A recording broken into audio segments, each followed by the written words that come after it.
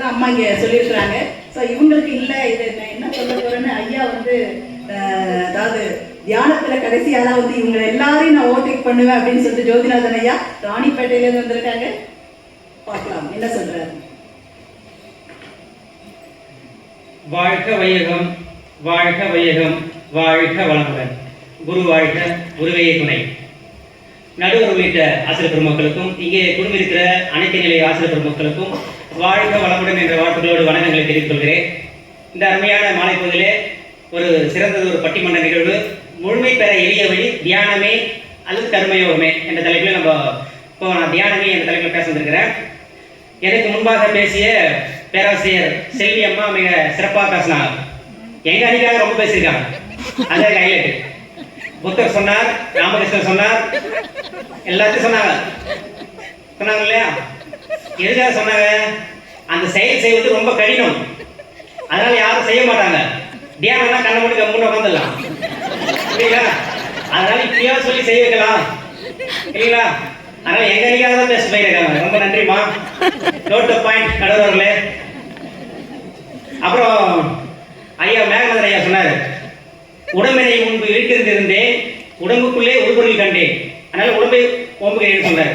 அப்போ ஃபர்ஸ்ட் உடம்பு வந்து இழுக்குன்னு நினைச்சாராம், அதுக்கப்புறம் உடம்புல வந்து உருபொருள் இறைவன் இருக்கிறான் என்பதை உணர்ந்துட்டாராம், அதுக்கப்புறம் தான் உடற்பயிற்சி செஞ்சாராம். அப்ப ரெண்டாவது என்ன வருது? ஃபர்ஸ்ட் உடம்பை இழுக்குன்னு நினைச்சாரு, அதுக்கப்புறம் உள்ள உயிர் உணர்ந்தார்ல, அப்ப உயிர் உணர்த்தினாரு இல்லைங்களா? அவரு எதாவது பேசிருக்காரு. நன்றி ஐயா, வாழ்க வளமுடன்.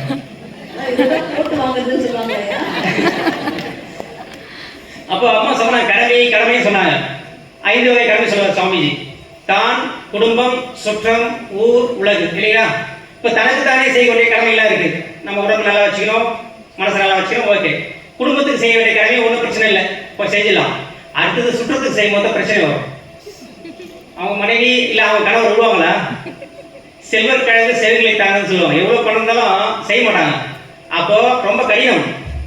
கர்மயோகம் செய்வது கடினம். ஆனால் தியானம் என்பது கண்ண மூடி நம்ம இதை உட்காந்துக்கலாம் சரிங்களா? ஐயா தியானத்தை என்னங்க எப்படி சொல்லிட்டீங்க? கம்முனு உட்காந்து போறாங்க. ஆங்காரம் உள்ளடக்கி ஐம்பொருளை சுட்டெரித்து தூங்காமல் தூங்கி சுகம் பெறுவது எக்காலம் அப்படிங்கிற பத்திரிகையார். இதெல்லாம் அருட்பொங்கல்னு சொல்றாங்க. அப்போ அந்த தியானம் உள்ள கிடைக்கல. சுகம் சும்மா இருக்கும் சுகம் இன்று வருமோ நாளை வருமோ பலர் சொல்றாரு சரிங்களா? நசையொரு மனம் கேட்டேன் அப்படி பாரதியார் சொல்றாரு. அப்போ தியான பயிற்சி அவங்களாம் கிடைக்கல. அந்த காலத்துல ரொம்ப கடினம், கிடைக்காது இல்லைங்களா? காட்டுக்கு போய் தவம் பண்ணணும் இல்லைங்களா?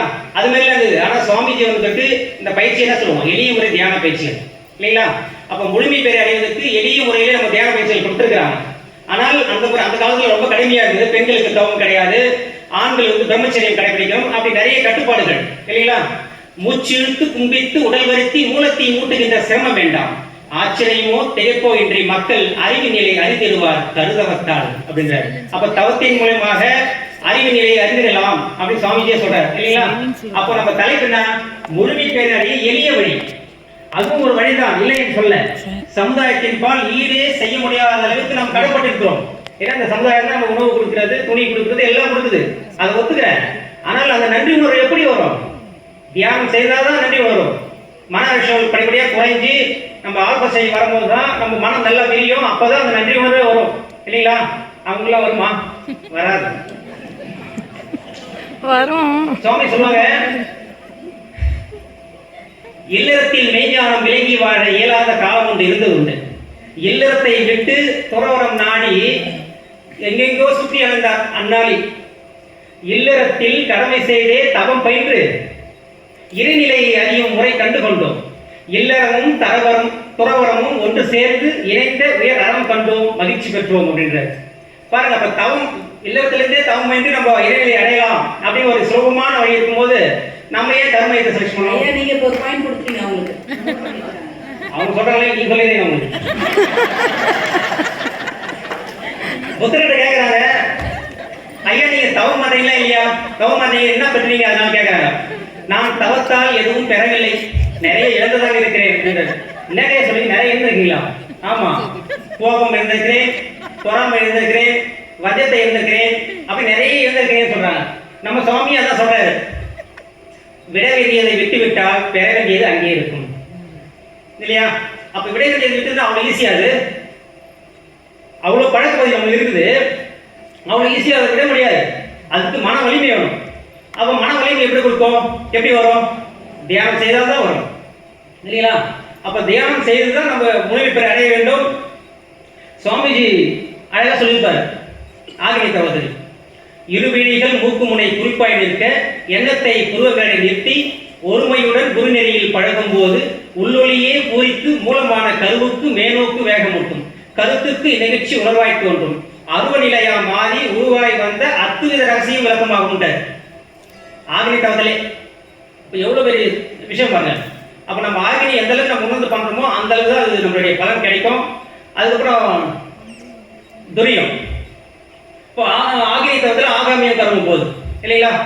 துரிய தவத்தில் ஆகாமியம் பிளஸ் பிராரப்த கர்மம் போகுது. கடைசியாக துரியோதித தவத்தில் ஆகாமியம் பிராரப்தம் சஞ்சிதம் மூணுமே போகுது இல்லைங்களா? முன்னோர்கள் செய்த வினைப்பது வித்தில் உண்டு, மூளையிலே உன் செயலில் பதிவனைத்தும் உண்டு, பின்னே உன் செயலிലേക്ക് புலனைந்து வைக்கப்பட்ட பழக்க பதிவு உண்டு இல்லைங்களா? அப்போ அந்த பதிவுலாம் எப்படி செய்ய முடியும்? கரை நீங்கி அறிவு மெய்பொருளாய் நிற்கும், கரைந்து போம் தன்முனைப்பு காணும் தெய்வம்ன்றார். அப்போ அந்த தன்முனைப்பு திரை வந்து கிழியணும், அப்போதான் இறைவனை காண முடியும். அதுக்கு தியானம் தான் நமக்கு உறுதுணையாக இருக்கிறத தவிர அது எளிமையாக இருக்கும்.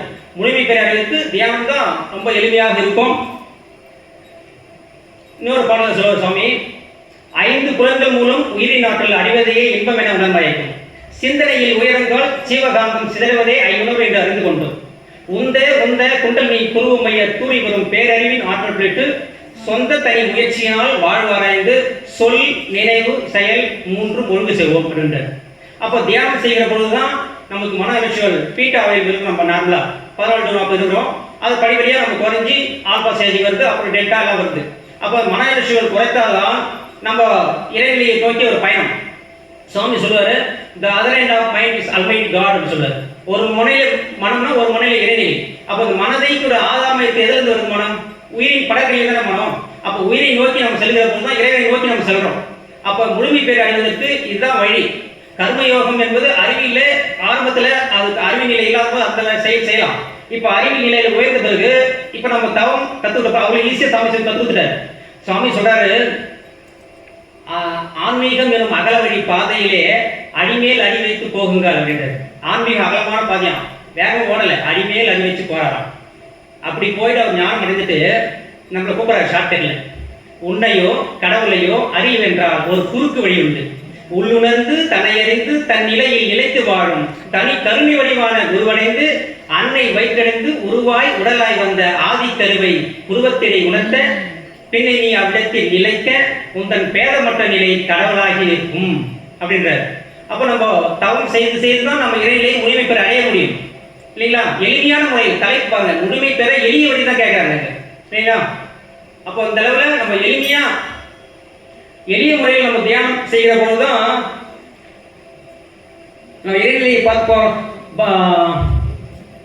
இந்த அருட்புலம்னு சொன்னீங்களா, பாரதியார் கேட்கிற, உள்ளம் வேண்டியபடி உடல் கேட்டேன், நசையர் மனம் கேட்டேன், நித்தம் சுரதரம் உயிர் கேட்டேன், இவை அறிவதில் உனக்கு எதுவும் தடை உள்ளதோ அப்படிங்கிறார். அப்போ நம்ம என்ன ஒரு மனசு நினைக்கிறோம்னா நம்ம உடல் அதுக்கு ஒத்துழைக்கணும் இல்லைங்களா? அதுக்கு தான் சுவாமி 9 வகையான உடற்பயிற்சி கொடுத்துருக்காரு. நசையர் மனம் கேட்டேன் அப்படின்றாங்க. அந்த மனதுக்கு தான் நம்ம 9 வகையான தியான பயிற்சி கொடுத்துருக்காரு. உயிருக்கு தான் நம்ம காய்கறி பயிற்சி கொடுத்துருக்காரு. அப்போ சுவாமிஜி கிட்ட இறைவன்கிட்ட வயிற்றுலாம் வைக்கிறத நம்ம சுவாமிஜி நம்ம கேட்காமையே அன்பும் தண்ணீராக கொடுத்துருக்காரு. எவ்வளோ பெரிய விஷயம் இல்லாது. அப்போ நம்ம இதை உணர்ந்து அது அந்த சாதாரண விஷயம் இல்லை. அந்த தியானம்ன்றது அந்த காலத்தில் அந்த குரூப் நேரையே 10 வருஷம் 20 வருஷம் சுற்றுவாங்க, அவராக பார்த்து யாரா தேய்ச்சி கொடுப்பாங்க. ஆனால் நம்மளுக்கு அப்படியா? 2 தகுதி தான். உடம்புல உயிர் இருக்குதா? இருக்குது சாமி. உடற்பயிற்சி கற்றுக்கிங்களா? கற்றுக்க சாமி, அவ்வளோதான் தகுதி.